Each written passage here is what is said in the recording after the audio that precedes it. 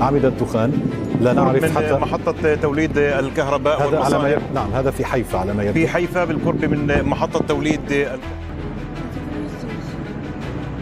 مع الموت.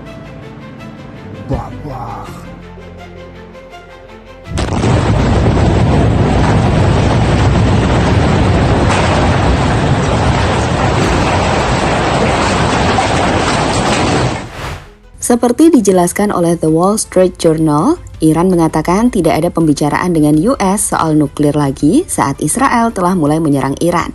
Saat ini, Iran membalas serangan Israel dengan serangan balik yang gak kalah kuat. Baru-baru ini, sejak Sabtu malam, lalu Minggu malam, dan Senin dini hari tadi, Iran terus menghujani Tel Aviv dan Haifa dengan menggunakan bom-bom besar termasuk hipersonik Fatah 1. Akibatnya, kerusakan masif pun terjadi di dua kota terbesar Israel tersebut. Namun, Israel juga nggak diam. Mereka membalas dengan melakukan serangan besar ke Iran, yang membuat pertempuran sepertinya tak akan berhenti dalam waktu dekat. Trump yang ditanya soal pertempuran Iran dan Israel pun menjawab bahwa Israel dan Iran memang harus bertempur habis-habisan.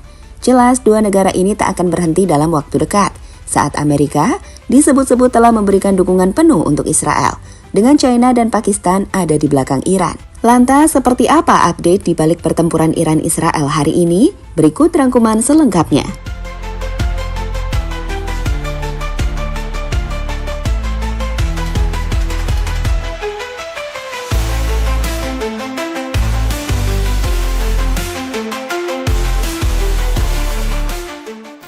Keputusan Iran untuk menunggu Israel menyerang mereka terlebih dahulu sepertinya jadi keputusan yang tepat.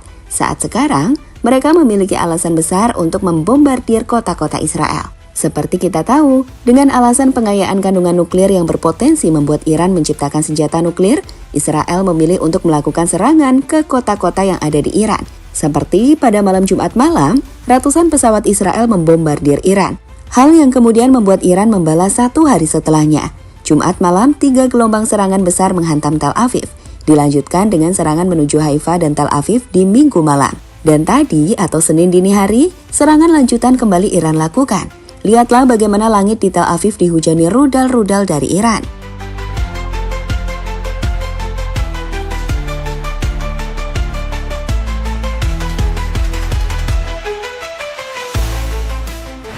Atau, lihatlah POV bagaimana rudal dengan cepat mengarah ke lokasimu seperti ini.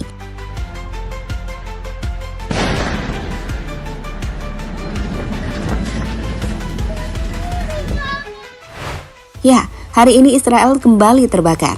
Kota Tel Aviv yang memiliki begitu banyak sistem pertahanan anti rudal nampak tak mampu menghentikan serangan dari Iran sepenuhnya. Ini pilot. Wow, bebate ziku.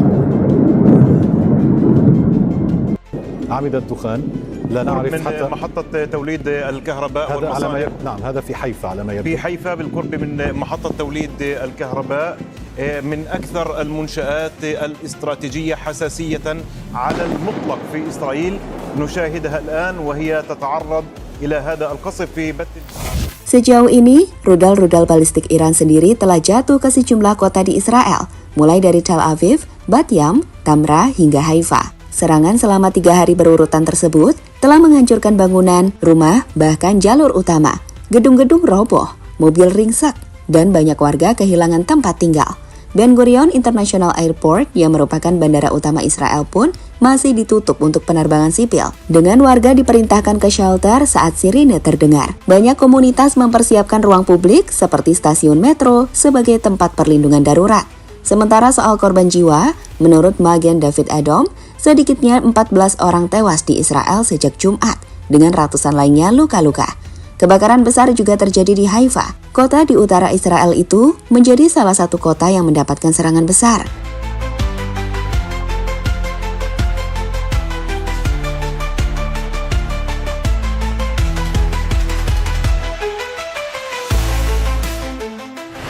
Sekali lagi, lihatlah kecepatan rudal hipersonik Iran yang tak mampu dihentikan sistem pertahanan Israel Iron Dome.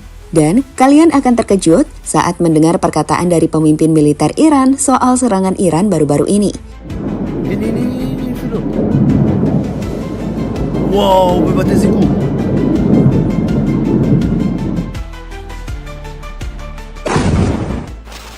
Israel dalam tekanan, Israel ingin Amerika datang.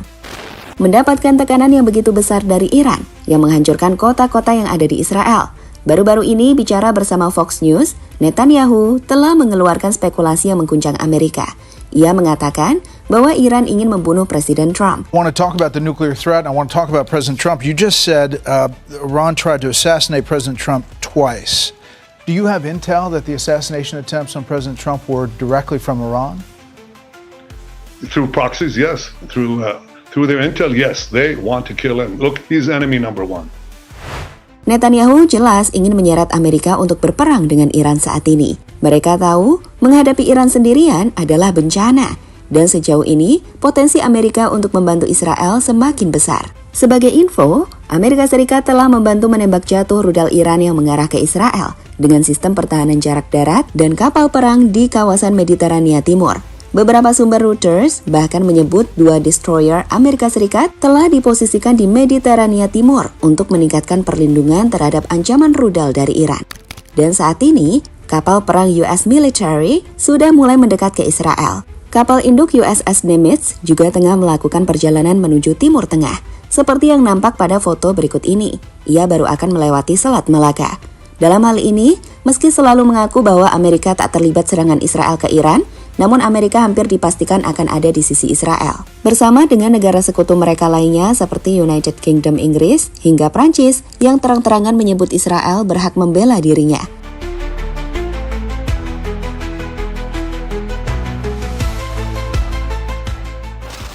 Iran baru mengeluarkan senjata tuanya. Dan همیشه ما تلاش میکنیم که آغازگر ما نباشیم ولی پایان دهنده ما خواهیم بود. یعنی پیش بینی میشه اگر که این حمایت ها همچنان ادامه داشته باشه پای کسانی که دارن از اون حمایت میکنن هم درگیر بشن من پیش بینیم این است. Kami memiliki taktik yang belum diketahui lawan. Dan perlu dicatat bahwa senjata yang digunakan Iran sejauh ini dalam menyerang Israel adalah senjata-senjata yang sudah tua.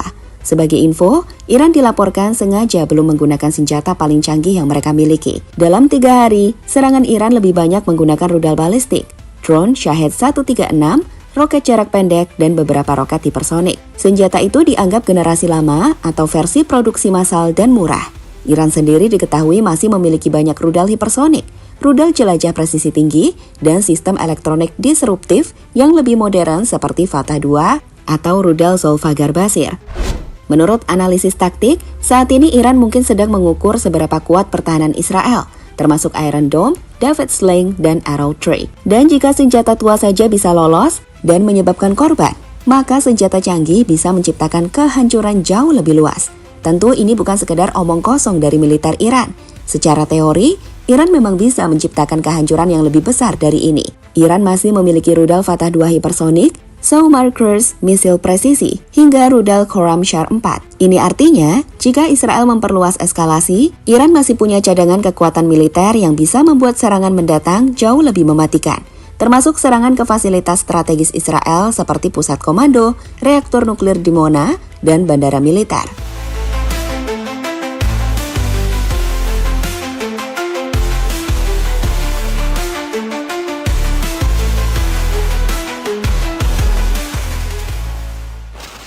Dukungan untuk Iran. Iran dipastikan gak akan bertempur sendirian jika Amerika dan sekutu Israel lainnya membantu Zionis. Pakistan, salah satu negara yang memiliki senjata nuklir, mengaku akan mendukung Iran jika sampai Amerika membantu Israel. Mereka pun dilaporkan telah mengirimkan rudal-rudal ke Iran. Bahkan berjanji akan menggunakan senjata nuklir mereka jika Iran diserang dengan senjata nuklir.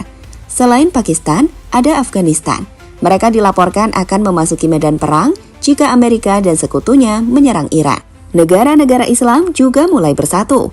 Arab Saudi yang merupakan pesaing tradisional Iran diketahui telah memiliki hubungan baik usai menjalin kesepakatan pada Maret 2023 yang ditengahi oleh Tiongkok.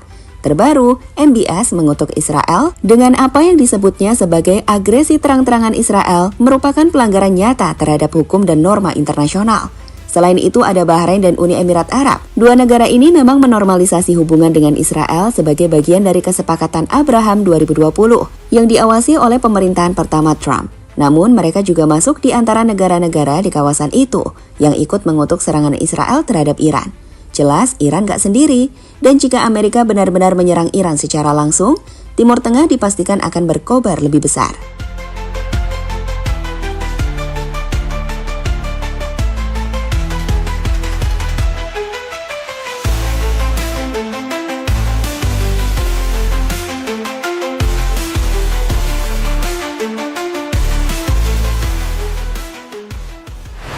So, perang antara Iran dan Israel kini bukan lagi sekedar konflik dua negara, melainkan mulai menyeret kekuatan besar dunia ke dalam lingkaran api yang mengancam kawasan dan tatanan global. Di satu sisi, Israel didukung penuh oleh Amerika Serikat, Inggris, dan sekutu baratnya. Di sisi lain, Iran tidak sendiri. Ia didukung secara terbuka oleh Pakistan, China, dan negara-negara Islam yang mulai menunjukkan perlawanan terhadap dominasi Israel di kawasan. Yang lebih mengerikan, Iran belum menggunakan senjata terbaiknya. Selama 3 hari berturut-turut, mereka hanya mengandalkan arsenal tua, rudal balistik lama, dan drone Shahed 136. Namun hasilnya tetap mencengangkan. Tel Aviv dan Haifa terbakar, pertahanan Israel kewalahan, dan bandara Ben Gurion lumpuh. Bayangkan jika senjata canggih seperti Fatah 2, Khorramshahr 4, atau Saumar cruise missile mulai diluncurkan. Kini bayangan perang besar semakin nyata. Pakistan sudah kirim rudal dan bahkan bersumpah akan menggunakan senjata nuklir jika Iran diserang dengan senjata serupa. China kirim pesawat kargo, Arab Saudi mulai angkat suara, dan negara-negara teluk satu persatu mengutuk aksi Israel. Ini bukan lagi sekedar balas dendam, ini awal dari perang blok timur versus barat di tanah Timur Tengah. Jika Amerika benar-benar mengirim pasukan dan menyerang langsung wilayah Iran, maka dunia mungkin harus bersiap menghadapi konflik global terbesar sejak Perang Dunia Kedua.